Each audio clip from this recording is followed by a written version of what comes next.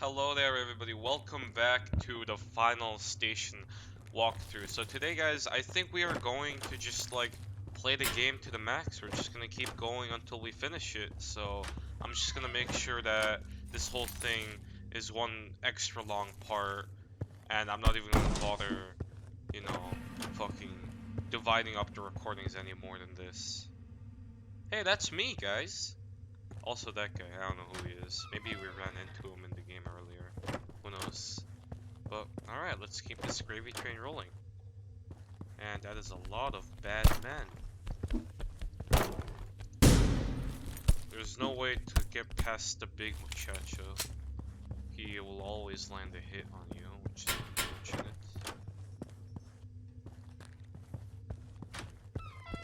Alright, let's take this guy first. So anyways guys, I hope all of you are doing quite alright. I am certainly. And yeah, it's the summer guys, everything is great and I'm sure all of you are staying active, you know, living a healthy lifestyle and all of that bullshit, so hope you guys are doing alright in that regards. You know, recently, one of my friends decided to try playing Outlast and streamed it the entire time. And so, I got to see, basically, the fucking struggles of how bad she was. Something like that. Don't tell anybody I said that. And it was fun watching play the game, but I also feel like I personally managed to get a look at Outlast itself and get a feel for what the game is like. So if you guys have never heard of the game Outlast, it's essentially this, alright? It was released in, what, 2013, 14? Something like that. Ooh, more lore. Hello?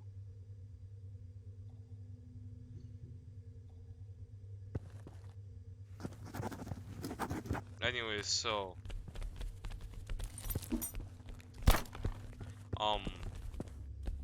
It was a game released in 2013-14, and it's basically just about this reporter who goes to investigate this mental asylum of sorts and discover why there have been so many odd reports and shit coming from the place. So the guy, being none the wiser, just shows up to the place, enters, and to his dismay, oh shit, this is the second time we've ever run into these boys. And to his dismay, the people are way crazier than he expected. Everybody's just an absolute madman and wants to murder him, but he's just completely stuck. So he thinks to himself, like, alright, you know, while I'm trying to escape this place, I might as well just record everything using my handy dandy camera. And that's also the way you essentially traverse through the areas in Outlast. It's because, you have no fucking flashlight, so you rely on the camera's night vision to get around. And the horror premises are pretty straightforward, you know? It's like, there is big bad guy, fucking, you know, run away, hide. Also another thing is that no matter what sort of AI you run into, apparently you're always faster than them, so that's basically pretty cool. But I think I'm gonna shut up now so we can properly listen to this guy.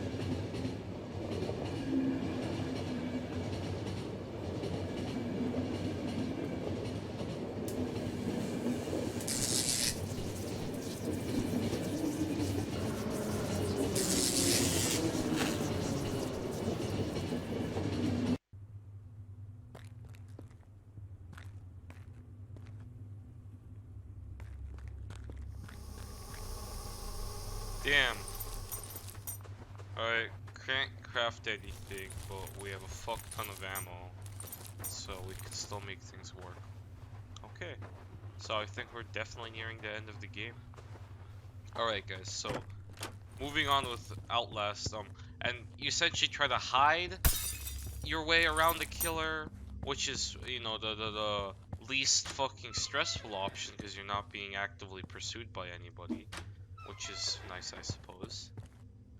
Or you be an absolute Chad and you just straight up motherfucking style on that loser and try to get in chase and straight up outrun him because you're always faster, and it seems like there are definitely spots where you can just abuse your speed and shit and always be ahead of the killer no matter what, so that's what helps you get along.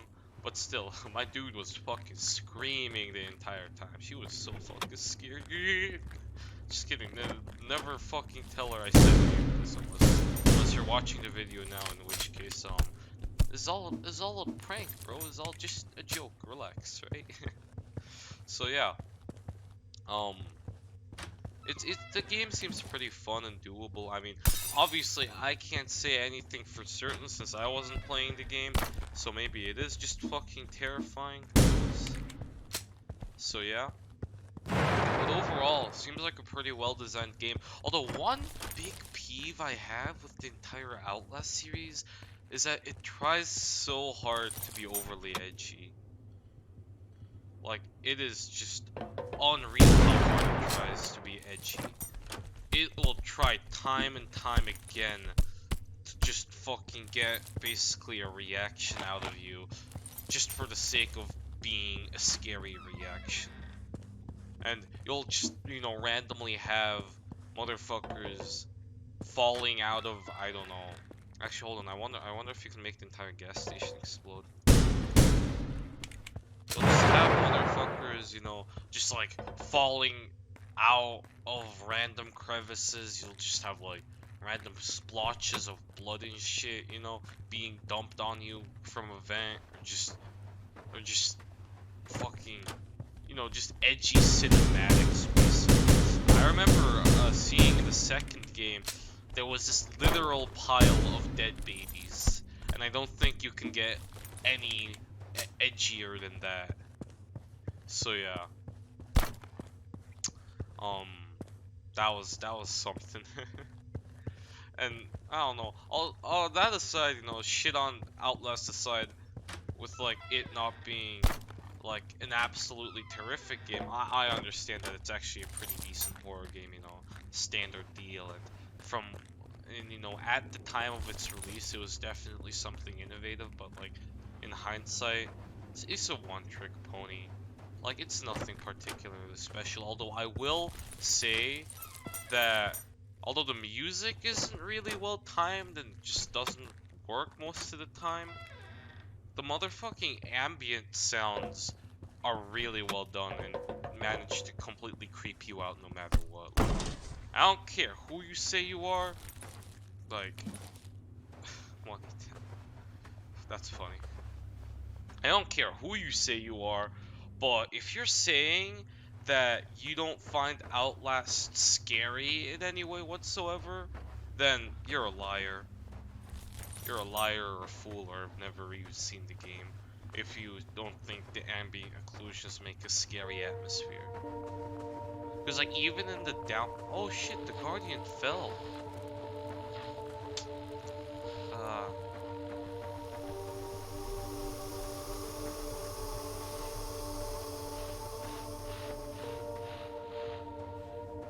Make what you will of the story of this game, guys. I will offer no input. Because there is definitely a lot open for one to theorize within this game.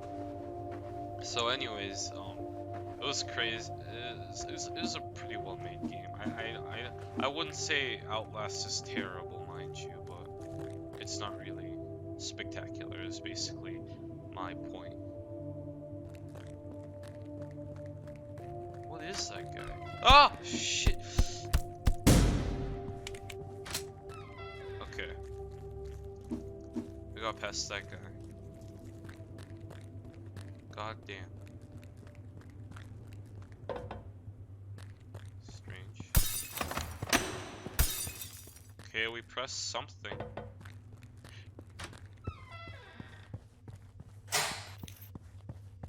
You know, this a whole pizzazz, that little tower really reminded me of Arma 3 for some reason. You guys know the game? It's this extremely realistic military simulator game. And it's pretty neato, I'd say.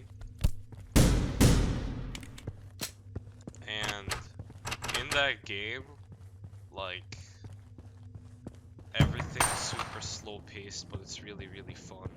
And I don't know. I've always wanted to play the game. As somebody that likes those sorts of realistic-ish games, I know for a fact that it's frankly criminal that I haven't played it yet, because it's definitely a must-play game if you're into that genre. But $60 is a pretty steep price tag.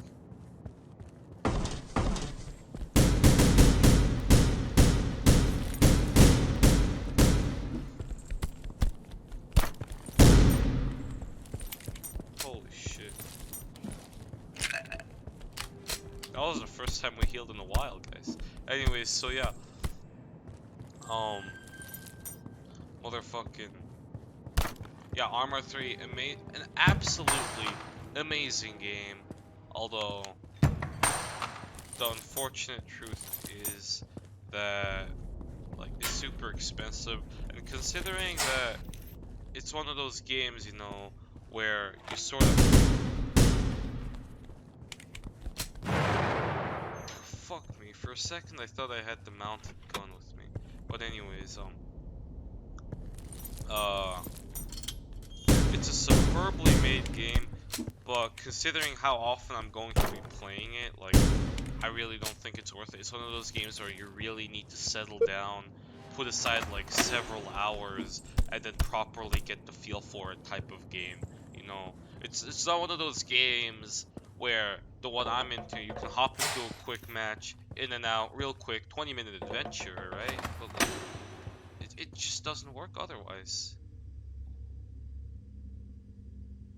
What the fuck?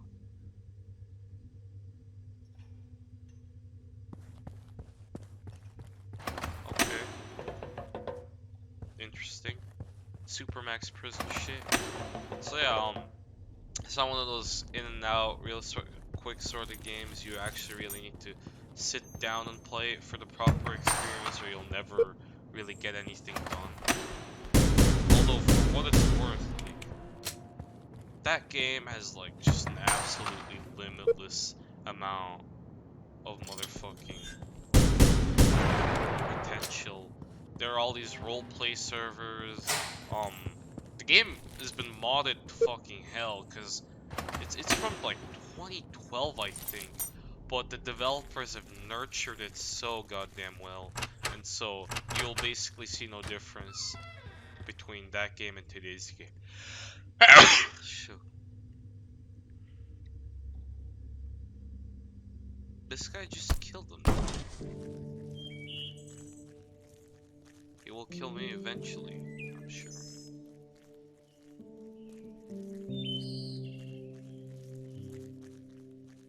Are we finally going home? I think we are.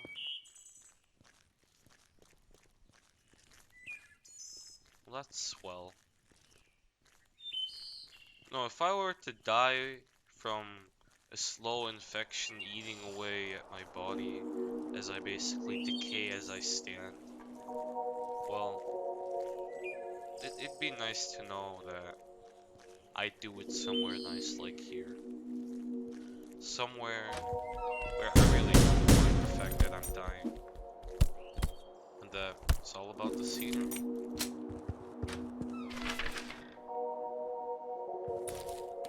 Just take that.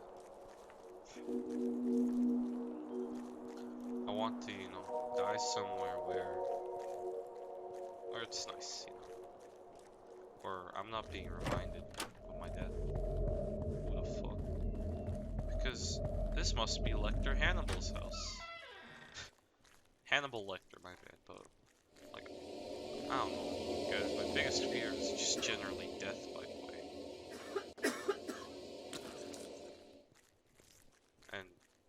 I'd fucking hate it if I died unexpectedly or somewhere super lame. I would genuinely hate it. I don't know. Maybe I wouldn't really die. I mean, mind how I pass away, as long as it's somewhere chill. You know, guys? You know what I'm saying?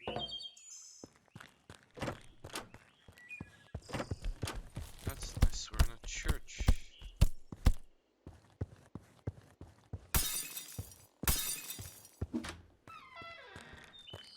This must be one hell of a fucking place to live in, guys. Imagine that.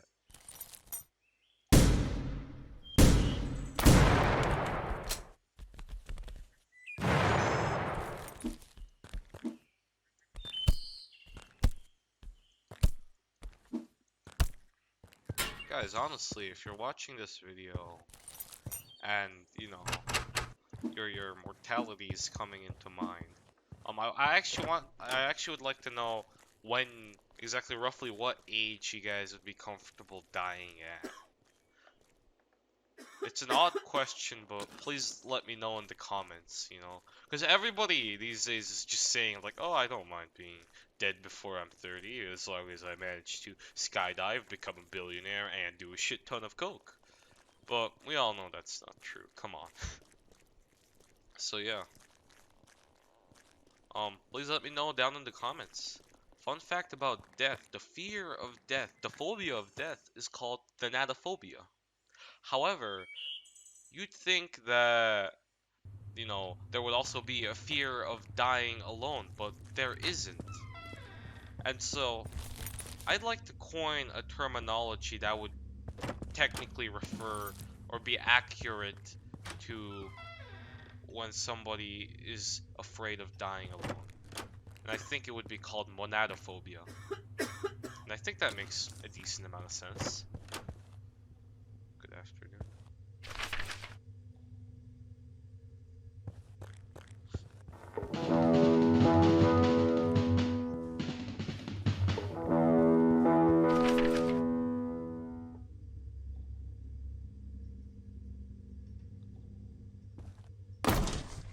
Damn. 400,000 copies. Whoa, this guy did quite well. Damn. Imagine though, fucking half of all humanity is wiped out, and the silver lining is that you could continue to make music and also wouldn't need to pay your rent. That's funny. So everybody who hasn't died yet becomes like a superhuman. Oh my god, it's the Thornton guy.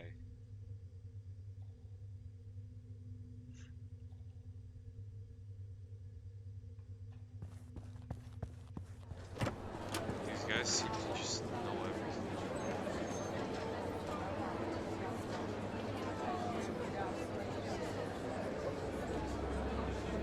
Okay, so everybody becomes smart and a part of a great motherfucking intercontinental unification.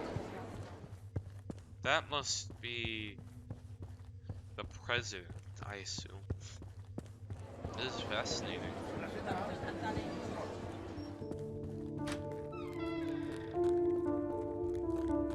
So we were in the basement of that place at the beginning of the game and got to look at what it was like. These people can seemingly teleport anywhere, know just about anything, even the fucking just generally a great understanding of temporal shizzles. Oh, that's the motherfucker that blew us off at the beginning. Oh god.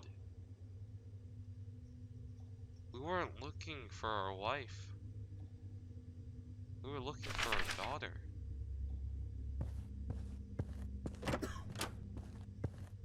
Oh shit.